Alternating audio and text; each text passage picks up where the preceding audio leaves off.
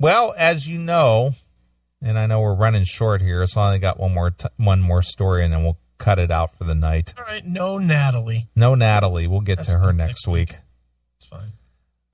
As you know, I personally have had personal up close activity with Indians. Yeah. And the story I'm going to read here is not one of my personal stories. So you don't have to play the bumper?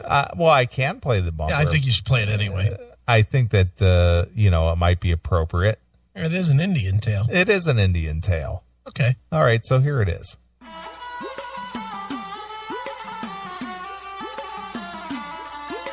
Wendell, this is your boss, your employer. I command you to come back to work. The Penske files are piling up on your desk, and your TPS reports are overdue. I will forgive your absence because you are a radio jockey, but you must kiss all 4 arms of Ganesha and bring me 1 pound of curry as penalty. I will expect your service Monday morning. Do not disappoint me, Wendell.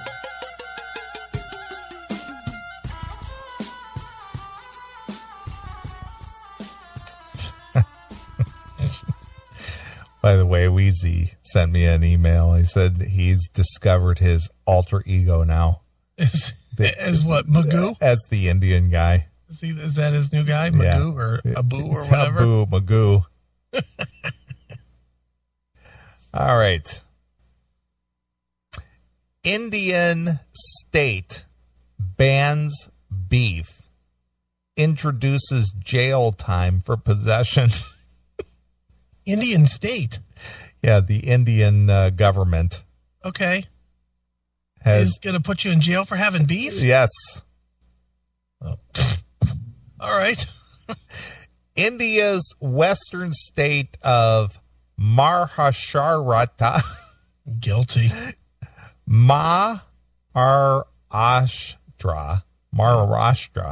Right. Okay, I guess that's how you say it. Just get rid of the whole place. Has introduced a ban on beef so strict that even possession could land you in jail for 5 years. What? 5 years? 5 years. For having a steak? Yes. Wow. The ban on beef is so strict that even possession could land you in jail for 5 years.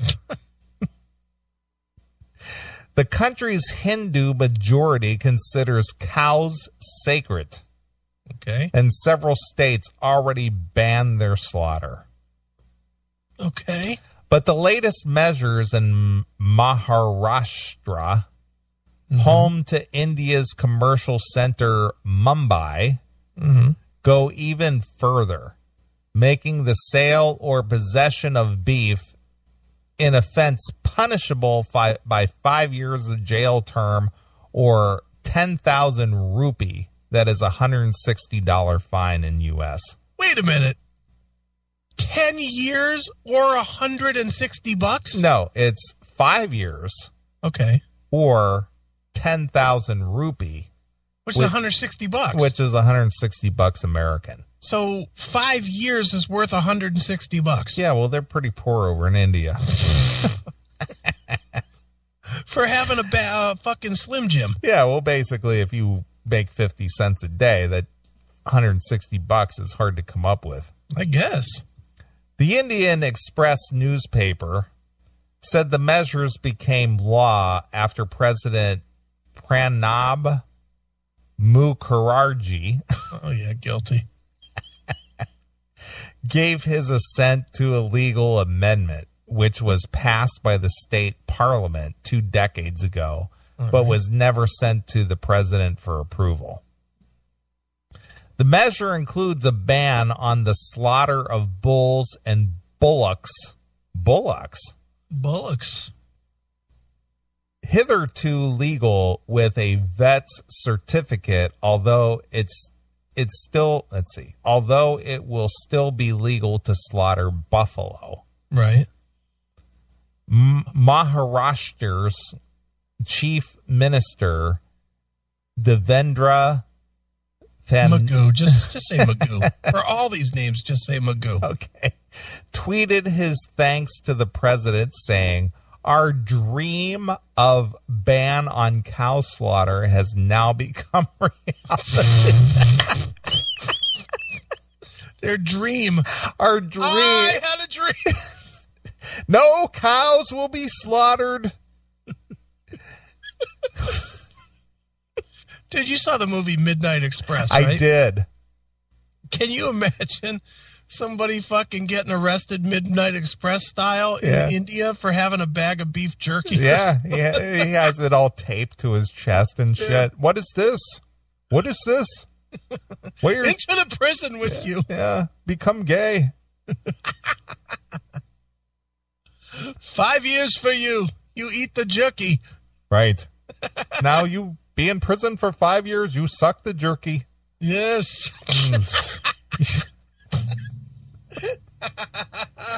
The ban didn't go unnoticed and led to an acrimonious debate on the social media with hashtag beef ban. Okay. Top trending on India's Twitter. Wow. Beef ban. Beef ban. Top Twitter in India. In Maharashtra, all chicken, goats, and sheep are currently thinking, why should cows have all the fun? Hashtag beef ban. That's what this guy said? I'm just quoting this. This is the president of the country. Yeah. In Maharashtra, Magoo, all chicken, goats, and sheep are currently thinking, why should Gaias, Gais, as in cows, I guess that's the Indian word for cows, have all the fun? Hashtag beef ban. Hashtag bad joke. Ram Isha Saravats said on Twitter. Well, thank God he's got time to tweet out about the beef ban. Right. Jeez. The decision led to many angry exchanges on social media. Oh, boy. Facebook. With people on different sides of the divide citing personal freedom, religious beliefs, history, environment, and even animal rights to make their point. Oh, God. Many took snarky jibes. Jesus, who wrote this? At the local state government for its decision. And in other news, safer to be born a cow than a girl in India.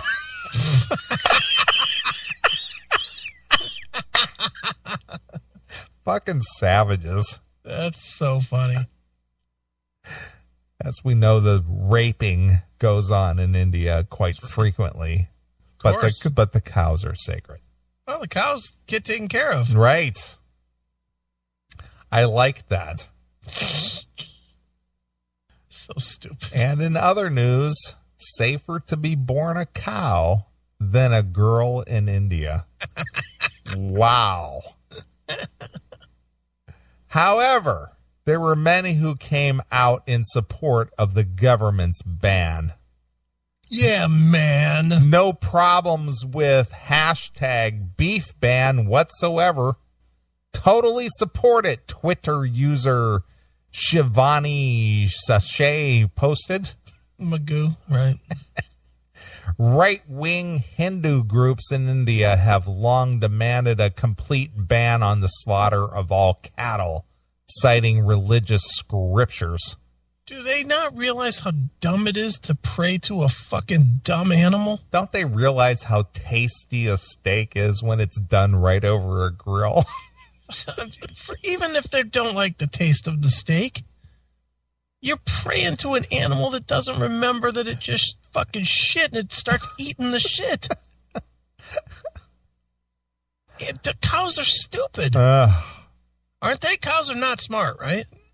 Not the smartest, no. They're not brain surgeons here. They watch the one in front of them take a bolt to the head, then they step up to see what just happened. Right. They're not smart. The main players in the beef industry are Muslims. Oh, boy. The country's largest religious minority, who make up some 13% of India's 1.25 billion population. Okay. Maharashtra, blah, blah, blah, state is ruled by Prime Minister Narendra Modi, Hindu nationalist. All right. Party in alliance with the far-right Shiv Sena party. Okay. What a pleasant existence that got to be living in India. Just a bunch of fucking savages. Ugh. Praying to fucking cows and fucking not eating steak and looking for some Sharia law wherever they can get it. Hopefully they can wrap their chicks up from head to toe in a black burqa. Sure. The chick has, you're right, the chicks have it worse than the fucking cows. They do. Absolutely. Jesus Christ. What was the story about that chick that got gang raped over there in India recently, and their defense was, well, she should have fought back. Well, at least they had a defense. Yeah. At least they make a good point there. Sure. You know. Fucking that whole side of the world, man, and just fucked up. Yeah. It's all fucky and shit. It really is all fucky. It's all fucky and shit. I don't know. I've had enough of them. Look at that fucking photo. The 1-2 punch of these photos here are just fucking hurt by who did this? AOR Rocks. What the fuck?